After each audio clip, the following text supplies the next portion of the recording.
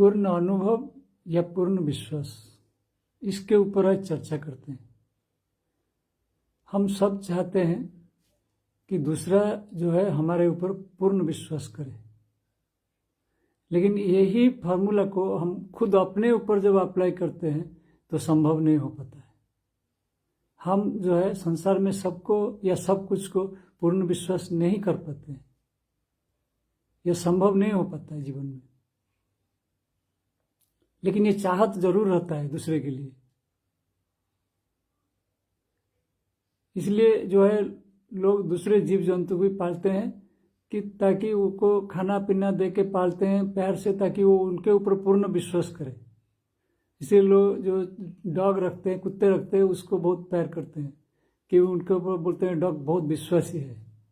ऐसा नहीं है, वो तो जो है उसको कुछ लालच है, उसको ना भक्ति ना प्रेम ये सब कुछ पता है। वो तो अनकॉन्शियस टाइप का है, उसको तो प्रकृति जैसे चलाता है वो चलता है। जहां कुछ उसको मिलता है वहां वो चलता है। नहीं तो अगर वो पूर्ण विश्वासी होता तो वो सभी को विश्वास करता दुनिया में। एक आदमी को क्यों, जो उसको पालतू बना के रखा है उसी को क्यों, सारा दुनिया के लिए विश्वासी बन जाता है। ऐसा नहीं होता है। ये जो है गलत सोच है हमारा।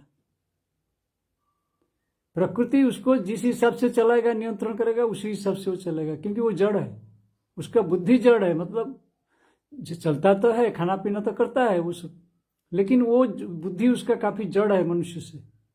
इसलिए मनुष्य भी वो जड़ता को फंस जाता है। मनुष्य सोचता है कि वो हमारे से ज्यादा मतलब विश्वास करता है और ज्यादा विश्वासी। ऐसा नहीं है। मनुष्य से कि दूसरा एनिमल कैसे ज्यादा विश्वासी बन सकता है? ऐसे तो प्रकृति अलग अलग बनाया ही नहीं किसी को। कुत्ते को अलग, हाथी को अलग, और हमको अलग, शेर को अलग, ऐसा तो नहीं बनाया प्रकृति। प्रकृति सबको एक ही मिट्टी से बनाया है, लेकिन मनुष्य के पास एक क्षमता दिया है, will power, free will they दिया है, वो अपना इस्तेमाल कर पाए, जो पशु नहीं कर पाते। पशु बंध जाते हैं मोह में। मनुष्य मोह से मुक्ति पा सकता है अगर इच्छा करे तो इसलिए जो है ये इच्छा जरूर रहता है पूर्ण विश्वास का, लेकिन दूसरे का ऊपर रहता है, खुद के ऊपर नहीं एप्लीकेबल हो नहीं पाता। और जितने जितने खुद के ऊपर कोई अप्लाई कर लेगा वो उतना उतना ऊपर उठ जाएगा। यही करते हैं ज्ञानी लोग, यही करते हैं भक्त, यही मेथड है। लेकिन संसार में जो है चलने के लिए वो एक मेथड दिया हुआ है, बीच में दिया हुआ है स्टैंडर्ड। कुछ विश्वास रहेगा, कुछ अविश्वास रहेगा। पूर्ण अविश्वास होने से संसार नहीं चल पाएगा, प्रलय हो जाएगा। जैसे एक मिट्टी का गड्ढा है, घड़ा है, किसी पात्र है, तो उसके अंदर पानी भर देते हैं। अगर वो फुल हो गया है, जब उसको भर दे, ज्यादा भर दे, तो क्या होगा? वो निकल जाएगा, रहेगा नहीं उसके अंदर। या बिल्कुल नहीं भरेंगे तो खाली रहेगा, कोई काम में नहीं आने वाला। तो इसलिए हम उतना भरते हैं जितना हमारा काम में आने वाला है। ज्यादा भर के वेस्ट भी नहीं करते हैं, या बिल्कुल नहीं भर के खाली भी नहीं रखते हैं। तो इसलिए जो है ये प्रकृति ऐसा बनाया है, संसार ऐसे बनाया है ताकि इसमें दोनों चीज मिलके रहेगा।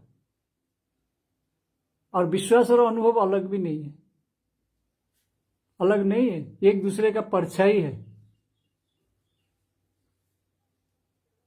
एक बढ़ने से दूसरा बढ़ेगा, एक घटने से दूसरा वो घटेगा। यह स्वाभाविक है, इस चीज को समझना चाहिए। अगर एक खेल हो रहा है तो खेल शुरू होने से पहले अगर कोई एक पार्टी जो है अगर वो सरेंडर कर ले, बोले मैं परास्त हो गया, खेला नहीं बिल्कुल, लेकिन उससे पहले वो स्वीकार कर लिया कि मैं हार मान लिया, तो खेल कैसे चलेगा? खत्म खेल।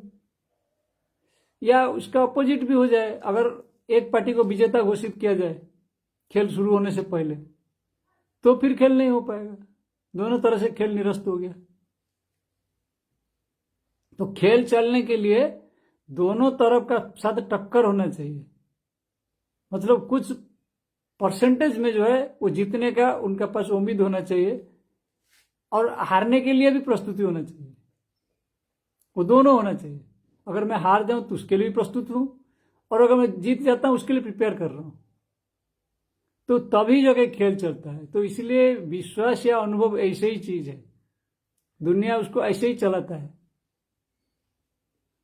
ऐसे ही चलता है दुनिया इसमें, चाहे मनुष्य है कोई जीव जंतु है। लेकिन अन्य जीव जंतु जो है प्रकृति का पूर्ण निर्भरशील है, वो कुछ नहीं कर सकते अपने से, उनके पास फ्री विल है ही नहीं, अपना इच्छा शक्ति है ही नहीं उनके पास। प्रकृति उनको बस जो दिया है, जिसको बोलते हैं आहार, निद्रा, मैथुन, भय, वो चारों चीज से ग्रसित है। प्रकृति उनको घिसता रहता है, घिसटता रहता है, बस उछलते रहते हैं, बाकी कुछ कर नहीं पाएगा वो। उनको अच्छा जगह मिल गया रहने के लिए, अच्छा खाना मिल गया, बस वो जहां मिल गया वहां भागेंगे। वो ऐसे नहीं है। लेकिन हमारा सोच अलग है, हम सोचते हैं, हम अपने हिसाब से सोच को बदलते रहते हैं कि हम सोचते हैं कि यही ठीक है, यही ठीक है, ये नियम ठीक है। ठीक भूल ऐसा नहीं होता है, ये बड़ा भ्रम है ठीक और भूल। भगवान जो सृष्टि बनाए वो ठीक और भूल के आधार पर नहीं बनाए। यह ठीक भी है, भूल, जिसको ठीक बोलोगे वही भूल साबित हो सकता है, जिसको भूल बोलोगे वो ठीक भी साबित हो सकता है। यह अपना जो है चेतना का स्तर के ऊपर निर्भर करता है। जैसे हमको बीमारी होता है तो बीमारी होना ठीक है कि गलत है बोलेंगे, हम उसको डिफरेंट व्यू से आंकते हैं, ऐसे हो गया वैसे हो गया हम सोचते हैं। लेकिन ऐसा नहीं, उसमें पॉजिटिव भी है, उसको जानना पड़ेगा क्यों बीमारी हुआ, बीमारी से क्या फायदा है, समस्या जो आया समस्या से क्या फायदा है। तो इस चीज को जब तक समझ में नहीं आएगा तब तक हमको पता ही नहीं लगेगा। जैसे देखिए एक हिरण्यकश्यप है, हिरण्यकश्यप को जो है, जब पूर्ण अविश्वासी नहीं था, वो खुद को मानता था भगवान और भगवान को विश्वास नहीं करता था, अविश्वास तो था लेकिन पूर्ण अविश्वास नहीं था। अगर पूर्ण अविश्वास होता तो पहले ही वो भगवान को जाकर अटैक करता। वो प्रहलाद के ऊपर क्यों अटैक करता, स्ट्रेट अटैक करता खुद, लेकिन वो इससे को दूसरा मेथड सब ढूंढता रहता था। लास्ट मोमेंट में जब उसका पूर्ण अविश्वास हो गया तब जो है वो जो है भगवान को ही मारने के लिए अस्त्र उठा लिया, तो बस प्रलय हो गया। उसी को प्रलय बोलते हैं, मुक्ति बोलते हैं। स्तंभ से भगवान जो प्रकट हुए उसी को प्रलय बोलते हैं, मुक्ति बोलते हैं, क्योंकि उसका पूर्ण अविश्वास हो गया भगवान के ऊपर। तब तक जो है उसका थोड़ा बहुत विश्वास था, वो इसलिए सामने नहीं आता था, वो दूसरे को भेजता था। वो सोचता था हो सकता है कुछ हो जाए, दूसरे से काम बन जाए।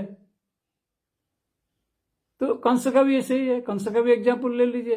कंस जो है भगवान को मारने के लिए इसको उसको राक्षस को भेजता था, सामने खुद नहीं आता था,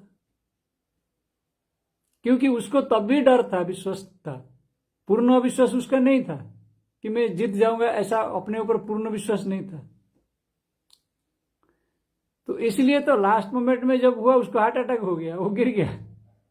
वो एक तरह का हार्ट अटैक है, क्योंकि उसको पता ही नहीं था कि ये इतना पावरफुल है भगवान कृष्ण।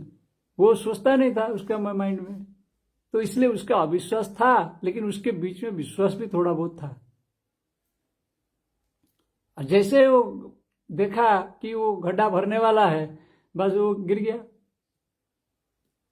अपने आप गिर गया। देखो, तो इसलिए ये सब एग्जाम्पल दिया है शास्त्रों में, जो दिया हुआ है ये एग्जाम्पल के तौर पर दिया है। अब इसको पूर्ण सत्य मान लेना ठीक नहीं है, ये एग्जाम्पल है हमारे लिए। सब चीज दिया गया अलग अलग उपाख्यान में, अलग अलग मेथड है। कहीं भगवान उसको मारे हैं, युद्ध किए हैं, कहीं वो खुद गिर के मर गया, कहीं ऐसे बहुत सारा उपाख्यान है। कहीं भस्मासुर को अपने सिर पर रख दिया, भस्म हो गया।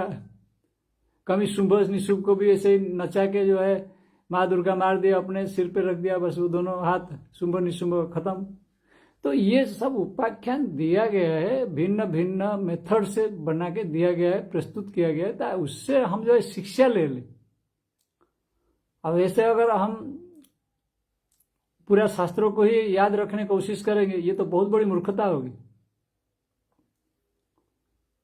कोई अगर गीता भागवत रामायण पूरा मुखस्थ कंठस्थ कर लेगा, जिससे कथावाचक वगैरह कोशिश करते हैं, कुछ हद तक मुखस्थ करते हैं, उससे कोई ज्यादा फायदा नहीं होने वाला।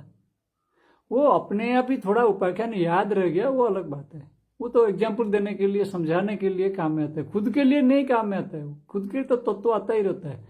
वैसे तो जो ब्रह्म ज्ञान आता है, जब भीतर से तत्व निकलता है, तो वो तो हजारों रामायण महाभारत उसमें समा जाते हैं। कहाँ पे लिखोगे शास्त्र, कितना लिखोगे?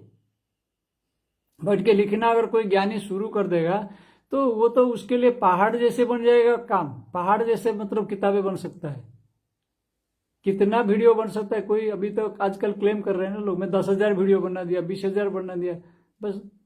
ऐसे तो करोड़ों वीडियो बना सकता है एक ज्ञानी, जो है करोड़ों वीडियो बना सकता है। उसका मन में जितना तत्व आता है वो सारे को अगर उसको शब्द में प्रकाशित करेगा तो असंभव है। इसलिए तो बोला गया वेद जो है अपरंपार है, तो वेद का ज्ञान उसमें आ जाता है।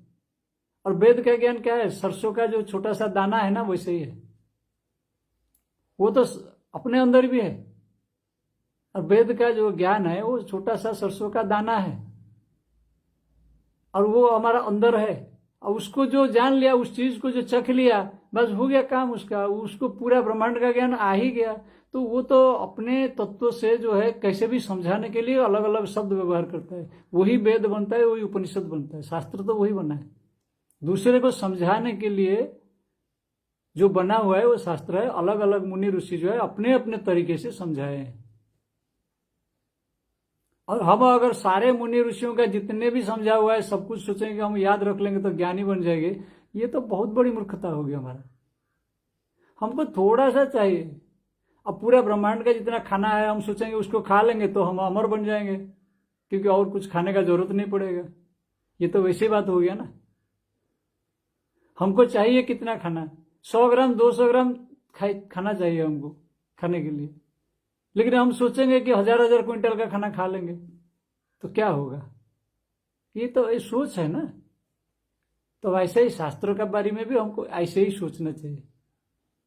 तो किसी चीज में संपूर्णता नहीं आएगा, यह पूर्ण जो है जिसको बोलते हैं कि अपूर्णता, पूर्ण अपूर्णता भी नहीं आएगा।